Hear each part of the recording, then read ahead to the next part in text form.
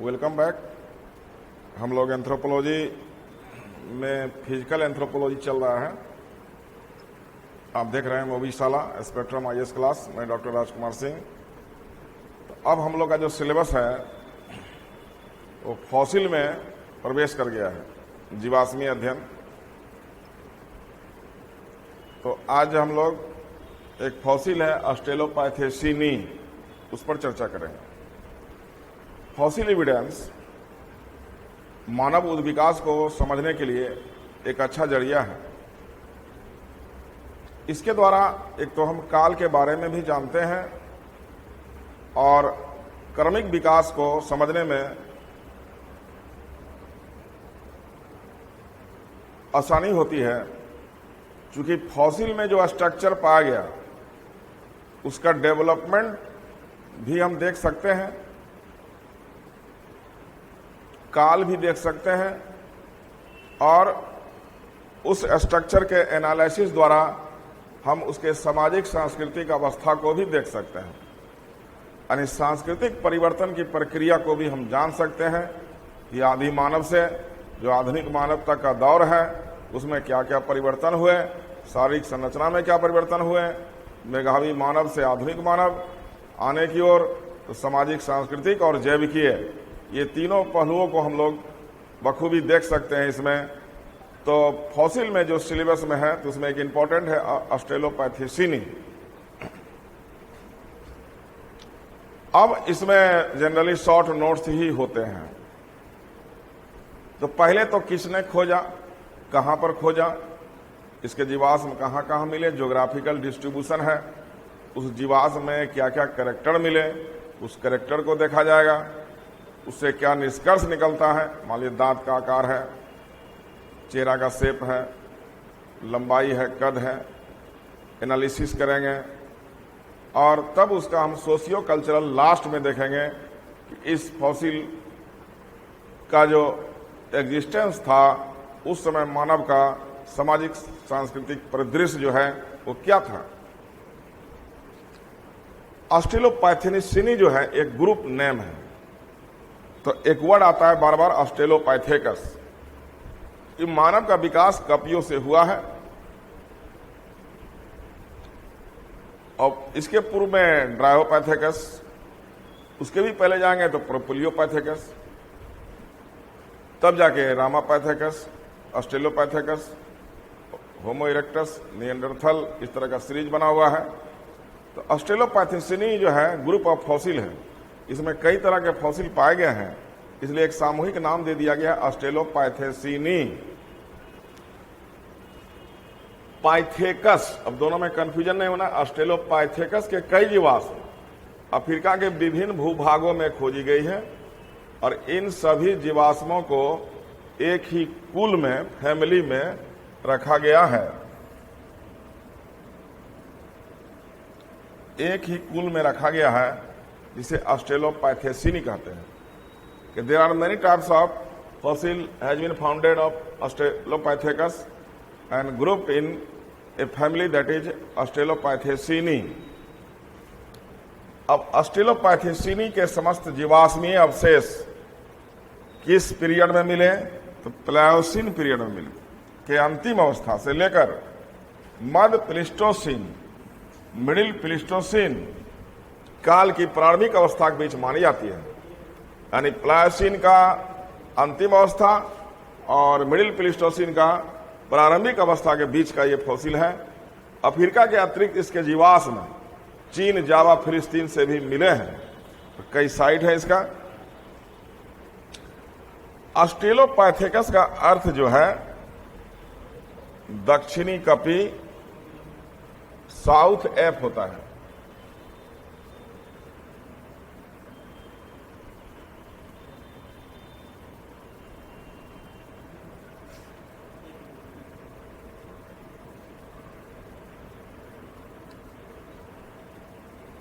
ऑस्ट्रेलोपाइथेकस का मीनिंग दक्षिणी कपी होता है। 1924 में सर्वप्रथम इसके जीवाश्म अवशेष दक्षिण अफ्रीका के टांग नामक स्थल से रेमंड डार्ट को मिला, जो 6 वर्ष के बच्चे का था। इन्होंने ऑस्ट्रेलोपाइथेकस अफ्रीकेंस नाम दिया। अफ्रीकेंस इसका टाइप हो गया। इसके दांत कपियों के समान छोटे थे, छोटा दांत। इनका दंत चाप मानव के समान पाराबोलिक या परवलयाकार था। इस आधार पर डार्ट ने यह निष्कर्ष निकाला, ये मानव एवं कपि के बीच की कड़ी है, the connecting link between man and app, dart ने कहा। 1936 में डॉक्टर ब्रूम को दक्षिण अफ्रीका के स्कट फाउंटेन नामक स्थान से एक जीवाश्म का पता चला, जिसका नाम उसने रखा ऑस्ट्रेलोपाइथेकस ट्रांसवैलेंस। इसके आसपास के क्षेत्र में ब्रूम ने पैरांथ्रोपस रोबस्टस, जो क्रोमड्राई अफ्रीका मिला है, को खोज निकाला। डार्ट ने अन्य कपाल के अवशेष माकपन सगत में खोजा, जिसे उसने ऑस्ट्रेलोपाइथेकस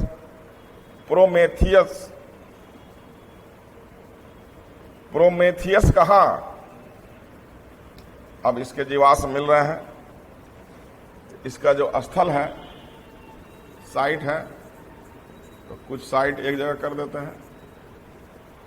अफ्रीका में मिला है, ओल्ड वाई खड एक लोकेशन है।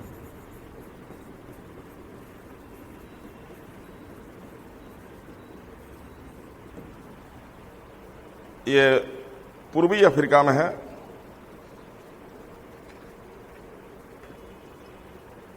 ओमो घाटी,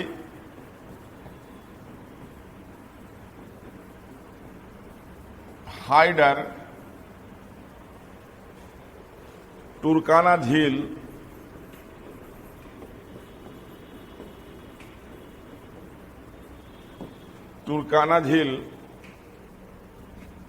अमेरिस,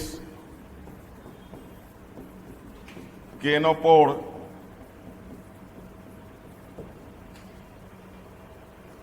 टांग,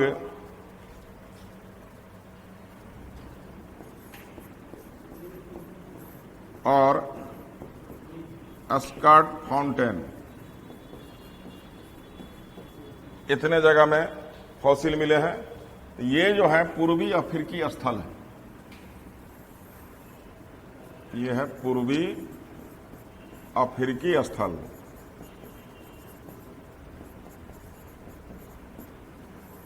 और ये जो 2 साइट है, ये दक्षिण अफ्रीकी स्थल है। ये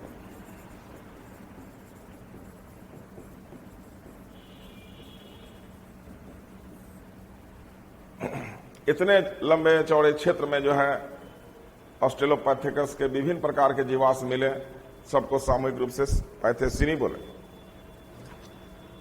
अब 1995 तक काफी जीवाश्म इसका मिला है,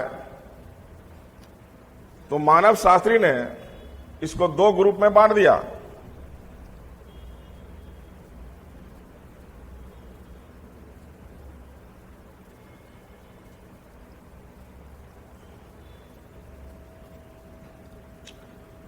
पहला ग्रेसाइल फॉर्म या सिंपल में ऑस्ट्रेलोपाइथेकस,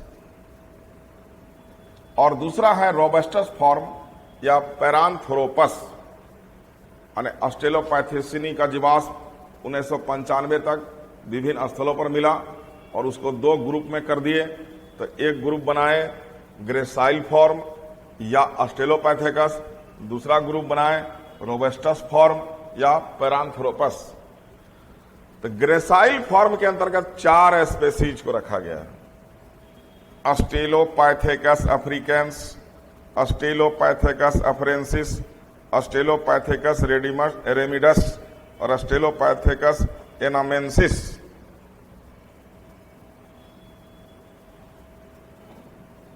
कुछ विद्वान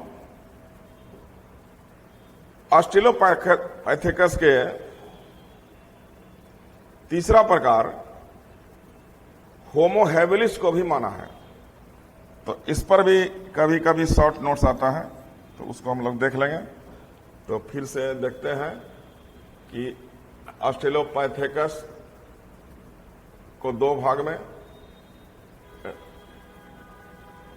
ग्रेसाइल रोबस्टस और ग्रेसाइल का 4 भाग, और एक और डिवीजन इसका माना जाता है होमो हैबिलिस। ये ऑस्ट्रेलोपाइथेसिनी का डिवीजन है। ऑस्ट्रेलोपाइथेसिनी में ऑस्ट्रेलोपाइथेकस के कई फॉसिल को इंक्लूड किया गया है। तो मेन वर्ड है ऑस्ट्रेलोपाइथेसिनी और उसके अंतर्गत जो है ऑस्ट्रेलोपाइथेकस।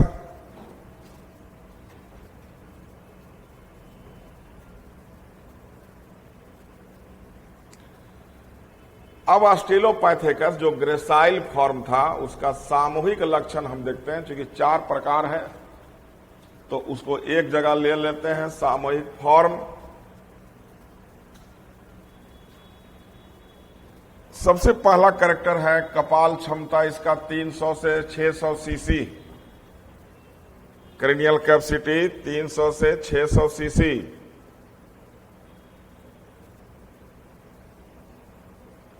मस्तिष्क पिटक की हड्डी पतली, ब्रेन बोन जो है, पश्च कपाल जो हाइंड पोर्शन है घंटी के आकार का, फैला हुआ गंड चाप या जायगोमैटिक आर्च, सुस्पष्ट यानी क्लियरली विजिबल पश्च नेत्र गुहा खांच, आनन अस्थि फेशियल बोन, चेहरा का बोन, आनंद में चेहरा, तस्तरी के आकार का, नाक की हड्डी चौड़ी, जबड़ा चौड़ा बाहर की ओर निकला हुआ, इसे निग्रोइड कैरेक्टर में है, चिबुक या टुड्डी या चिन, इसको टुड्डी भी बोलते हैं, या चिबुक या चिन का अभाव, चिन डेवलप नहीं हुआ है, चिन बाद में डेवलप हुआ है, ये चिन टुड्डी। किर्दंत इंसाइजर तथा रदनक यानी केनाइन अपेक्षाकृत छोटे, दंत अवकाश डायस्टेमा बोलते हैं इसको, दांत के बीच जो गैप है उपस्थित है, माने 2 दांत के बीच गैप पाया जाता है, उसको दंत अवकाश या डायस्टेमा कहते हैं, जो मनुष्य में नहीं पाया जाता है जबकि इसमें पाया जाता है। यानी मनुष्य के पहले वाले अवस्था में पाया जाता है, जब मनुष्य में आ जाएगा होमोसेपियंस में तो नहीं पाया जाएगा। प्रीमोलर अग्र चवर्णक और मोलर चवर्णक अपेक्षाकृत बड़ा है, अंगूठा में अभिमुख धारिता विद्यमान है, माने ओपोजिबिलिटी जो घुमाव है ये अंगुली से वो शुरुआत हो चुका है।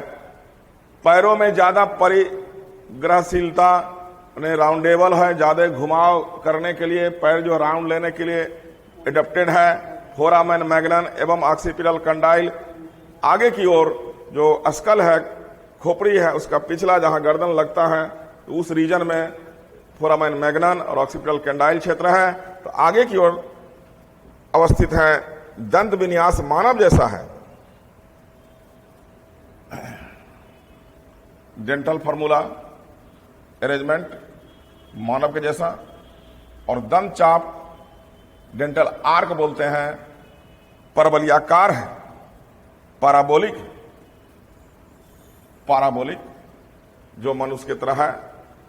इनके पश्च कपालिक कंकालीय अवशेषों के अध्ययन से के आधार पर ऊर्ध्वसन स्थिति इरेक्ट पोस्चर माने सीधा खड़ा होने वाला, द्विपादगामी मतलब 2 पैर पर चलने वाला होमिनिड बतलाया गया है, क्योंकि इसके श्रोणी प्रदेश वेस्ट माने कमर, श्रोणी प्रदेश माने कमर की हड्डियां चौड़ी एवं छोटी है। तो कमर की हड्डियां चौड़ी एवं छोटी है का मतलब है कि वो सीधा खड़ा होने में सक्षम था, 2 पैर पर चलने में सक्षम था या प्रयास किया चलने के लिए। तो इरेक्ट पोस्चर उसी को बोलते हैं, ऊर्ध्वसन स्थिति हिंदी में बोलते हैं। ये ऑस्ट्रेलोपाइथेकस का ग्रेसाइल फॉर्म का एक सामूहिक लक्षण है। अगला फॉसिल है ऑस्ट्रेलोपाइथेकस रोबस्टस, इसको एक बार फिर हम रिपीट करते हैं। सॉरी,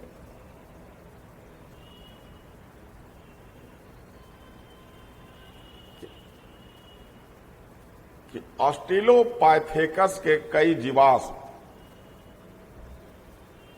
खोजे गए और उन सारे को लक्षणों के आधार पर एक कुल में रख दिया गया जिसको ऑस्ट्रेलोपाइथेसीनी कहा गया। अब इसका पीरियड कब है, तो प्लायोसीन की अंतिम अवस्था से लेकर मध्य प्लीस्टोसीन का शुरुआती अवस्था। चीन जावा फिलिस्तीन से भी मिला है, लेकिन मैक्सिमम अफ्रीका से मिला है। तो पूर्वी अफ्रीका और दक्षिण अफ्रीका। ऑस्ट्रेलोपाइथेकस का मीनिंग होता है दक्षिणी कपी। सर्वप्रथम 1924 में इसके अवशेष दक्षिण अफ्रीका के टांग नामक स्थल पर रेमंड डॉट को मिला था, जो 6 वर्ष का बच्चा था, बालक था। इन्होंने इसे ऑस्ट्रेलोपाइथेकस अफ्रीकेंस नाम दिया। इसके दांत कपियों के समान छोटे थे। इनका दंत चाप मानव के समान परवलयाकार था। इस आधार पर डार्ट ने यह निष्कर्ष निकाला कि ये मानव एवं कपि के बीच की कड़ी हैं। 1936 में डॉक्टर ब्रूम को दक्षिण अफ्रीका के स्कटफाउंटेन नामक स्थल से एक जीवाश्म का पता चला, जिसे वे ऑस्ट्रेलोपाइथेकस ट्रांसवालेंस कहा था। अब उसके आसपास रोबस्टस, जो आपको मार्कपक संघन में मिला है, यानी 95 आते आते कई फॉसिल मिला ऑस्ट्रेलोपाइथेकस का। और इस आधार पर मानव साथियों ने ऑस्ट्रेलोपाइथेसीनी को 2 ग्रुप में बांटा। ग्रेसाइल फॉर्म, जिसको डायरेक्ट ऑस्ट्रेलोपाइथेकस भी कह सकते हैं, और रोबस्टस फॉर्म, जिसको पैरांथ्रोपस कहते हैं। ग्रेसाइल फॉर्म में 4 स्पेसीज को लिया गया है: अफ्रीकेंस, अफ्रेंसिस, रेमिडस, एनामेंसिस। अब कुछ मानव शास्त्री इसका जो है ऑस्ट्रेलोपाइथेकस का एक तीसरा प्रारूप जो है होमो हैबिलिस को भी मानता है। यानी होमो हैबिलिस भी यहां पर लॉन्च हो जाएगा। इस कैटेगरी में एक और फॉसिल है होमो हैबिलिस। ऑस्ट्रेलोपाइथेकस ग्रेसाइल फॉर्म, सामूहिक लक्षण में कपाल क्षमता 350 से 600 सीसी। अब इसका ये कैरेक्टर है, कैरेक्टर को लिखना है। सोशियो कल्चरल जो है वो हम लोग सब जब पढ़ लेंगे तब लास्ट में देंगे। तो अगले क्लास में ऑस्ट्रेलोपाइथेकस रोबस्टस या पैरांथ्रोपस उसको कहा जाता है, ये जितने भी फॉसिल हैं सब पर शॉर्ट नोट्स होते हैं। तो उस हिसाब से ये मैटर तैयार होता है। प्रीवियस ईयर भी देखेंगे तो आपको 200-250 वर्ड में लेके जाना है। तो फॉसिल कहाँ मिला, उसका क्या कैरेक्टर है और उसमें क्या इवेंट हुआ, सोशियो कल्चरल इवेंट जो है उसको लेके एक नोट्स बना लेना है। अगले क्लास में हम लोग रोबस्टस पर चर्चा करेंगे। जय हिंद।